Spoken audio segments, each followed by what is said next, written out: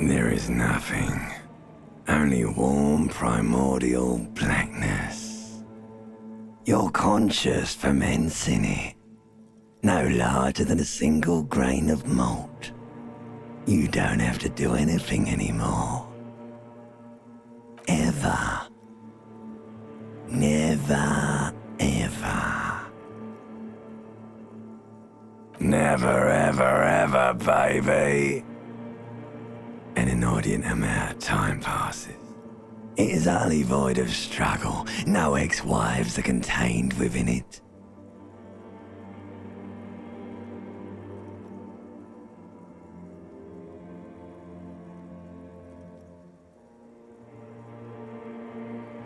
An awareness creeps up on you.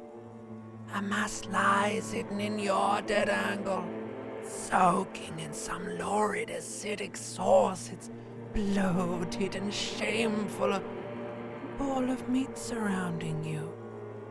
This is a terrible line of questioning, and it will only lead to more awareness of the meat thing.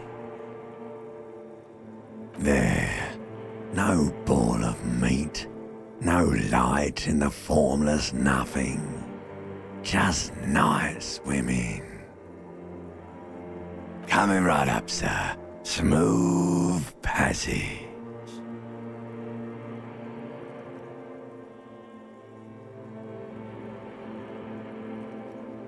All right. Nothing town to fuck all borough.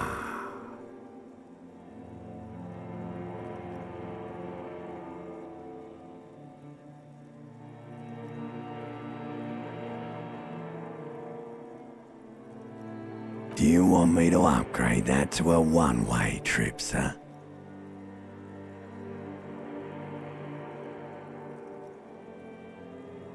Do you really? You wouldn't like it if I told you what was back there.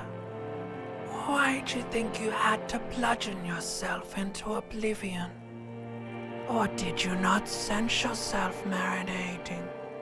Poured so much on yourself, got a bit carried away, did we, chef?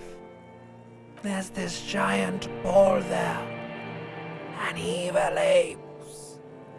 And the evil apes are juking it out on the ball. You're one of them. It's basically all just evil apes juking it out on a giant ball. You can't even make out it's a ball when you're joking it out. It's that large. Infinitesimally small. Vying for resources is just a stupid expression you picked up somewhere. The part of the presentation you want to take home with you is this. You have to beat the other evil apes in the face. Oh, yes, it is. And you drowned in that sadness a long time ago. You lost. The sound outside, you recognize it. It's a Caprice Canela motor carriage.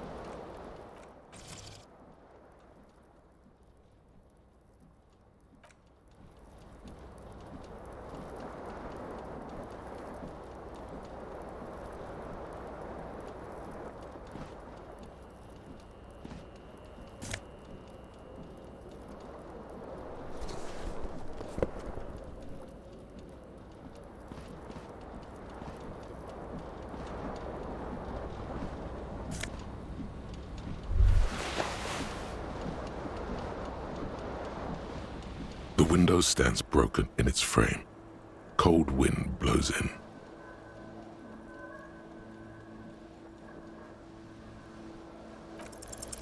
The shards face outward. Whatever broke this window came from the inside. A fine web of scarring covers the back of your right hand, but none of it is recent. More likely a projectile than a held object. There are no fragments on the floor from pulling a tool back in after impact. It is too large for a bullet, yet too small for a piece of furniture. You're looking for something heavy and larger than your fist. The single green shoe you found fits the hole almost as well as your foot. It would have also been heavy enough if thrown with force. Congratulations, you smashed the window with your own shoe. Now you only have one. If you're lucky, you could still find the other one on the balcony outside. The door to it should be outside your room. A cool wind gushes in. Your toes curl up from the cold.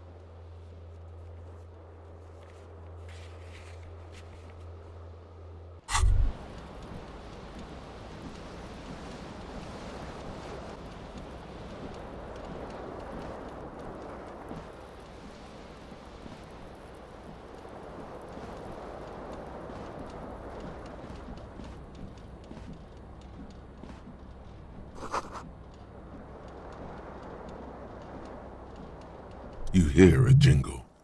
Keys are clinking in the pocket of your flare-cut pants.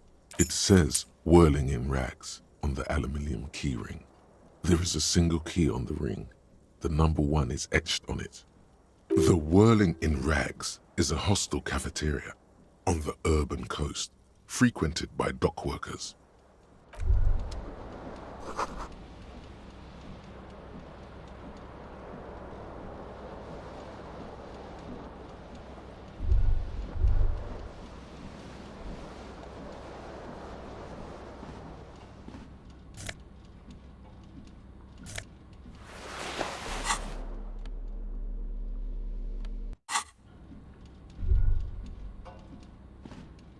A mirror hangs above a bent and broken sink.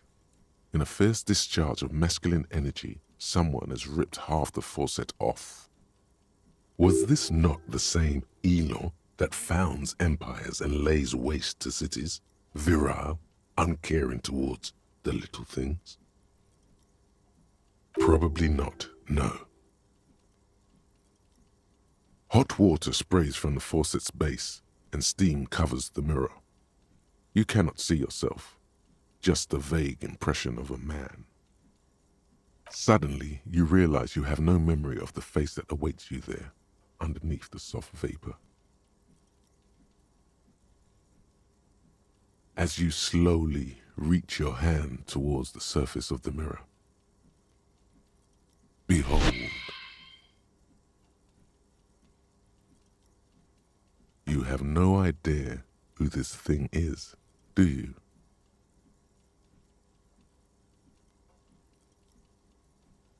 Too late. You clearly have rigor mortis on your face. Or wait, is that an expression? Are you trying to make an expression with that face? Why?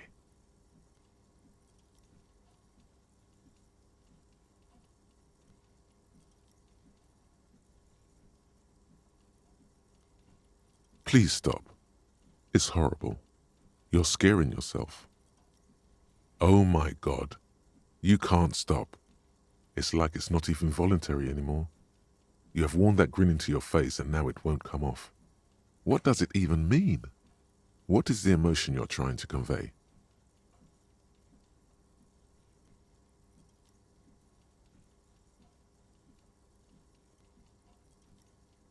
You are correct.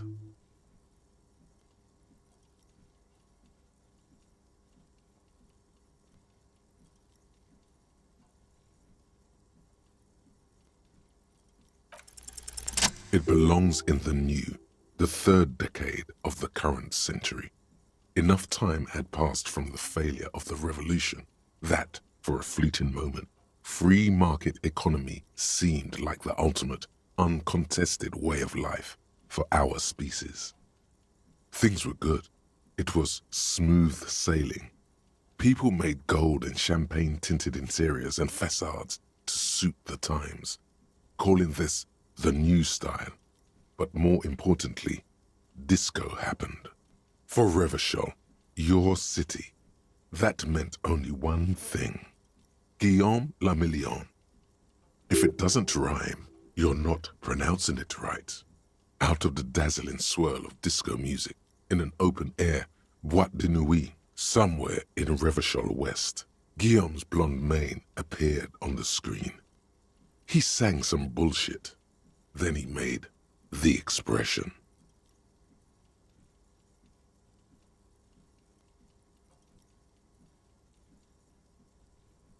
Everyone loved it. Maybe you thought some of the stardust would rub off on you. Maybe it did. Either way, it's all gone now. Only the grimace remains.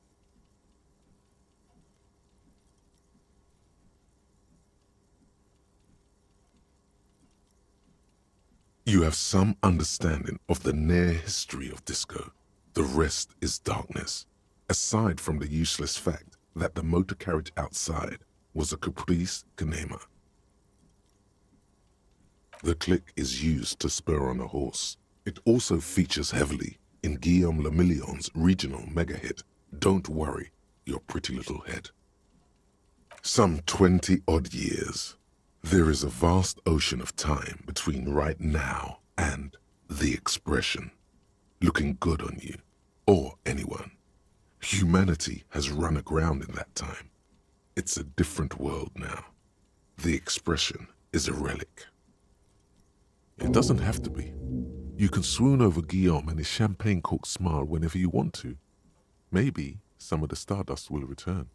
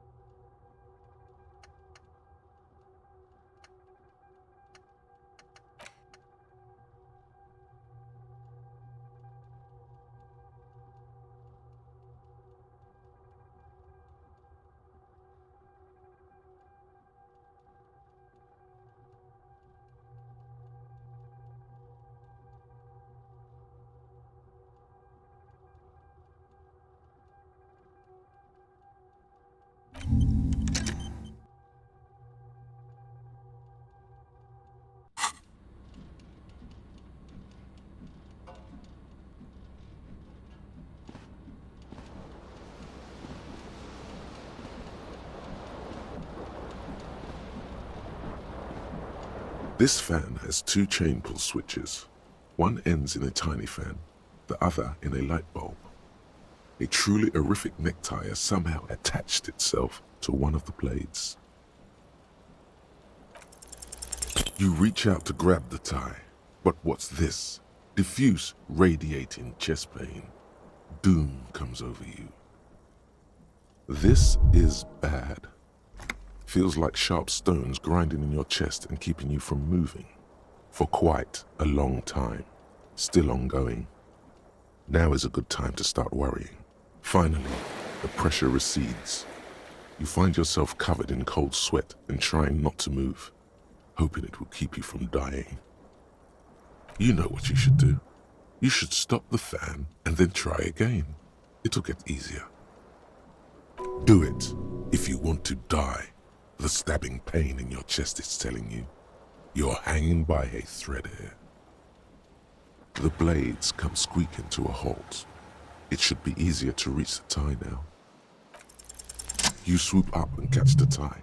Snap! It's released from the blade. What you have in your hand is a truly hideous necktie with 4 or 5 different patterns. The knot reminds you of a noose. A terrible mistake. Turn the lights off immediately. You can practically feel the photons burning a hole in your brain. The lights are off.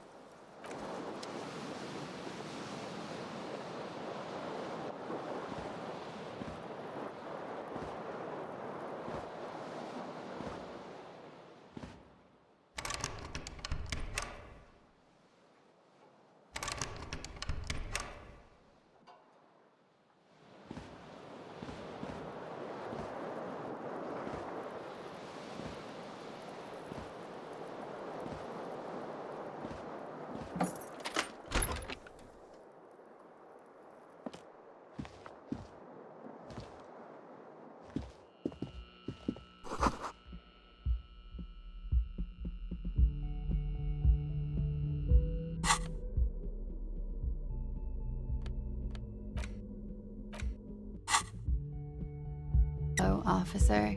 The young woman raises a cigarette to her lips. Her eyes are brown and her face is speckled with birthmarks. She can't be more than 28. A silver jumpsuit falls off her like scale armor, sparkling. This is the sparkle of too many nights out on the city.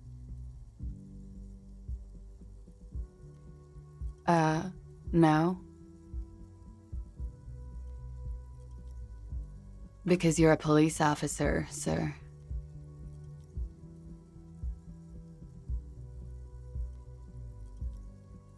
Okay, cool.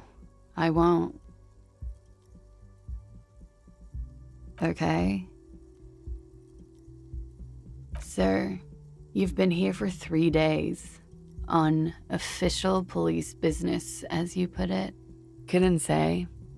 In truth, so far, mostly drinking.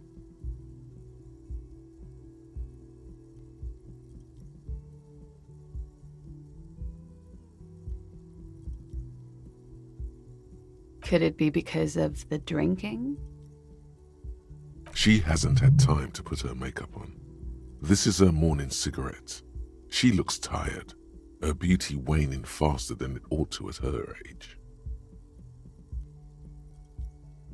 Don't be so harsh on yourself. They let almost anyone be a police officer.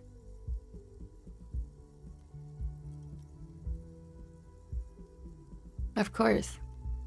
Be careful, officer. They don't like the police around here. Something stirs in you as she's about to go. Call it an instinct, a need. The need to ask questions. It's like you've said the words a million times before. She looks back at you, a light glinting off her eyes. You're a cop, Harry. It is unnatural of you not to want to ask questions. Yes.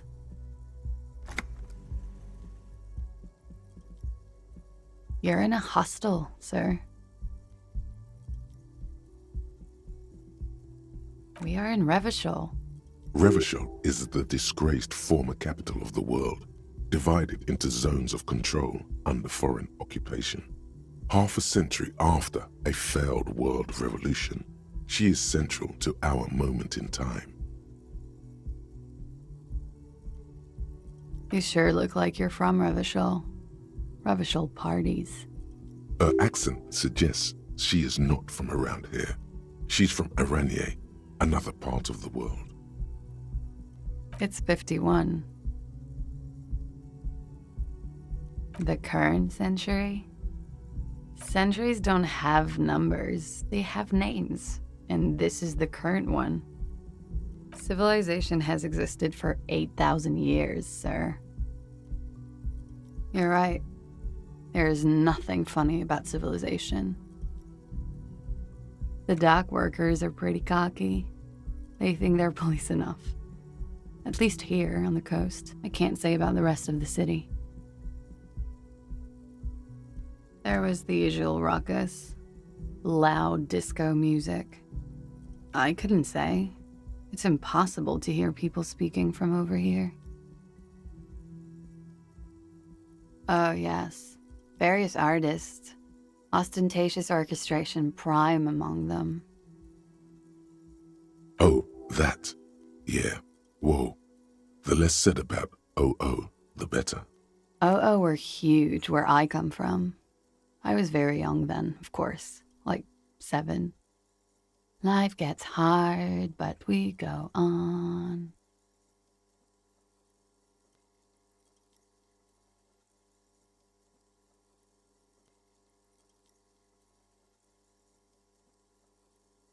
It would appear so. At around 2 o'clock, the disco stopped and there was a change of pace. A slow, sad song started playing, like organ music on repeat. That went on for quite a while. Some of the time, you were yelling along to it. Yes, there was a church in there, a really small church, like the smallest, saddest church in the whole world. It was about that. And also, that it doesn't matter anymore and that we're alone now. It was difficult to tell.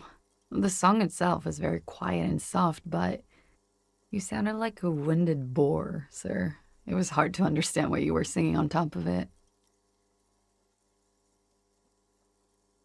Yes, it was very cool.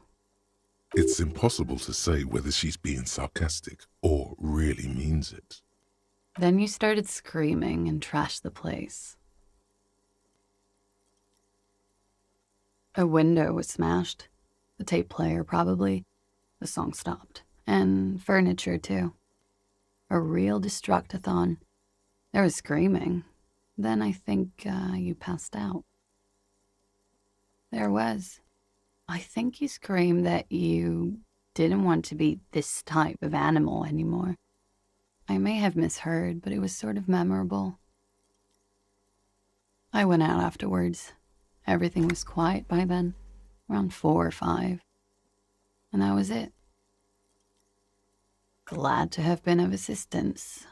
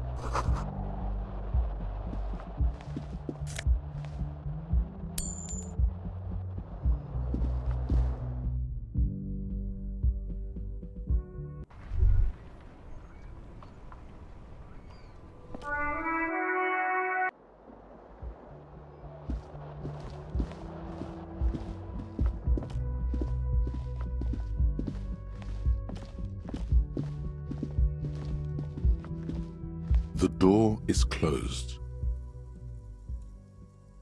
There is no answer. You hear the shower being turned on.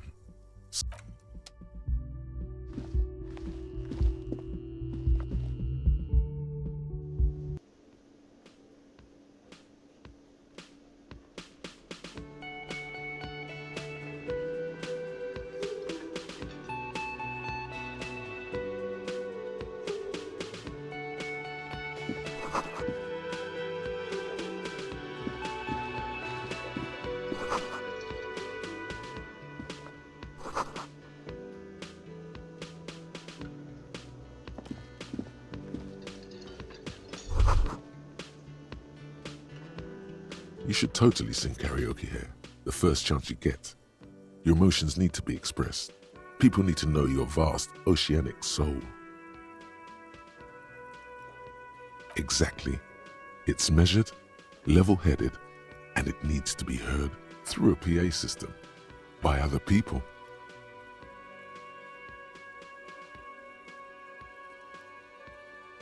You should sing the sad small church song from that tape you found. Thought it was obvious. No, don't sing the happy song. It's stupid. Sing the sad song. It's profound. You would need another copy of the tape first, though. The one upstairs is destroyed.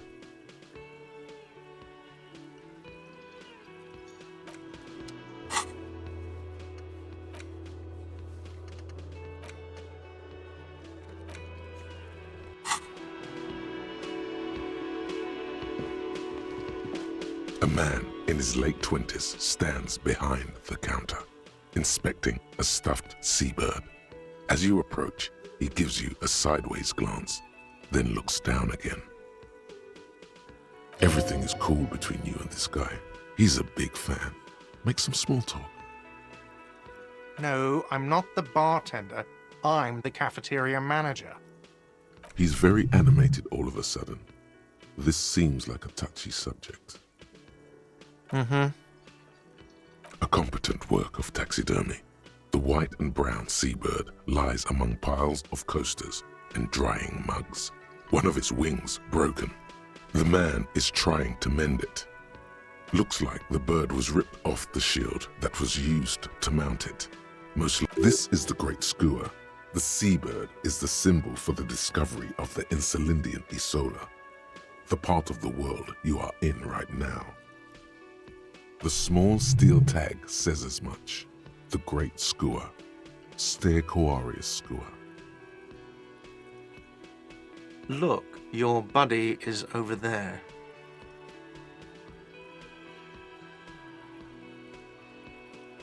Why don't you go and talk to him, okay? He pretends not to hear you, concentrating on the bird instead.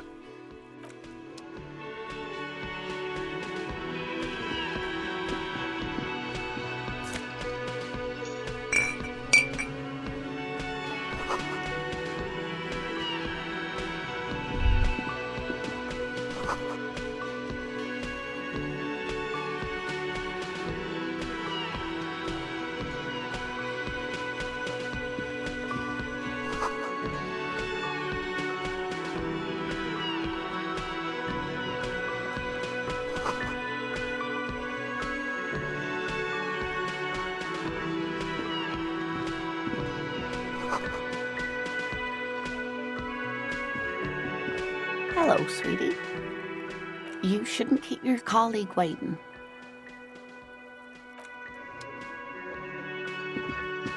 A bespectacled man in an orange bomber jacket is tapping his foot on the floor. Looks like he's waiting for someone. As you approach, he narrows his eyes and extends his hand in greeting. On the sleeve of his bomber jacket, as well as on its back, are the same enigmatic white rectangles as on your blazer. Hello, I'm Kim Kitsuragi, Lieutenant, Precinct 57. You must be from the 41st.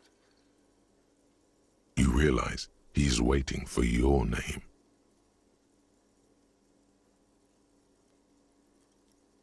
Okay then. It looks like we had a little scheduling error on Sunday. Saturday too, actually. Have you had time to talk to the manager here? What he means is, he has been trying to meet up with you for 2 days, but you have been otherwise occupied.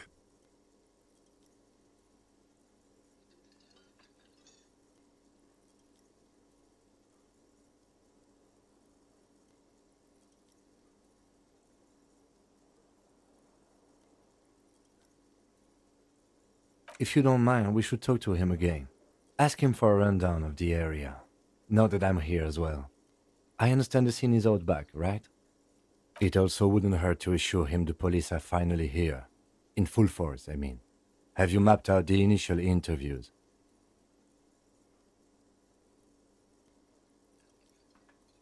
Good.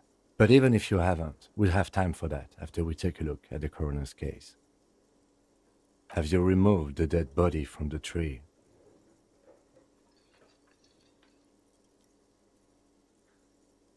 Mm-hmm. Does that mean the body is no longer in the tree? Completely. Does that mean you took the body down from the tree? So, the body is still in the tree, where it has been hanging for 7 days straight. We should go there as soon as we are done talking to the owner. I can see you drank last night and the night before, and that you are still drunk now. But I have seen officers go through worse. Much worse. If you need something for your headache, there is a general store nearby. But as I said, the dead body should be our #1 concern. Talk to the manager. Then we go out back and take the body down. I was sent here to meet a detective from Precinct 41. You have the insignia of the citizens' militia on your sleeve and on your back. I suppose you could be impersonating him. You could have gotten the insignia from the black market or forged it. But for now, I'm going to set those possibilities aside. I'm not from the Inspectorate General. Inspectorate General means internal affairs. What he's saying is he's not from the rat squad and isn't supposed to suspect such things. Yes, but I'm not them. I'm from criminal investigation. Yes. They're not just white rectangles. They bear a halogen watermark with the letters RCM and a pattern resembling the street grid of Рэвейчел West. I would ask you to step into the headlights of my motor carriage, but again, it's none of my concern. I just need you to do your job. You mean you don't have a badge? Losing your identification card is a serious matter. My vehicle has a shortwave. You can use it to report your badge missing. I would advise you to locate it as quickly as possible. But getting the body down should still take precedence. After you, officer. Lieutenant Kitsuragi is now in your party. You can talk to him whenever by interacting with him.